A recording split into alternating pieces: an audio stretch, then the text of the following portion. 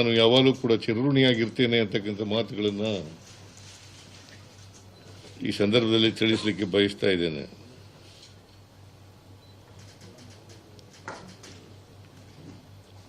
ನಾನು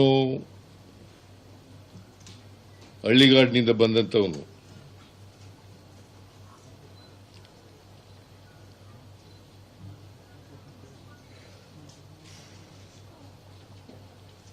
ನಾನು ಮುಂದೊಂದು ದಿನ ಶಾಸಕನಾಗ್ತೇನೆ, ಮಂತ್ರಿ ಆಗ್ತೇನೆ, ಮುಖ್ಯಮಂತ್ರಿ ಆಗ್ತೇನೆ, ವಿರೋಧ ಪಕ್ಷದ ನಾಯಕನಾಗ್ತೇನೆ ಅಂತಕ್ಕಂಥ ಕನಸು ಕಂಡಿರಲಿಲ್ಲ.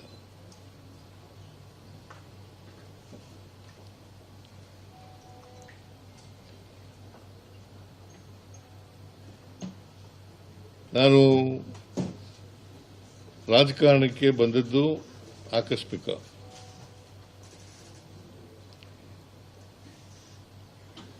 ಯಾಕಂದ್ರೆ ನಮ್ಮ ಕುಟುಂಬದವರು ಯಾರು ಕೂಡ ರಾಜಕಾರಣದಲ್ಲಿ ಇರಲಿಲ್ಲ.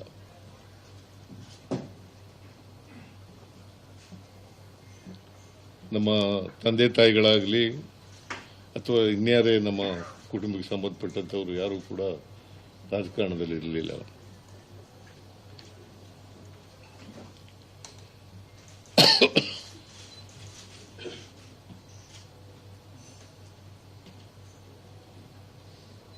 ನಾನು ಮೊದಲಿನಿಂದಲೂ ಕೂಡ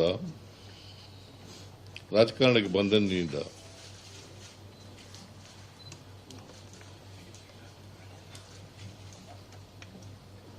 ಬುದ್ಧ, ಬಸವ,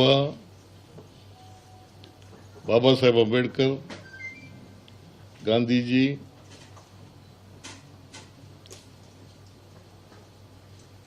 ಇವರ ತತ್ವಾದರ್ಶಗಳಲ್ಲಿ ನಂಬಿಕೆ ಇಟ್ಕೊಂಡಿದ್ದಂಥವನು.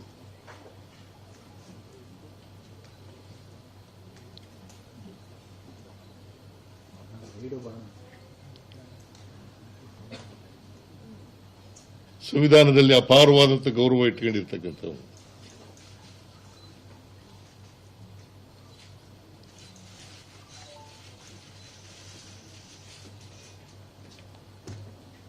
ಎಲ್ಲ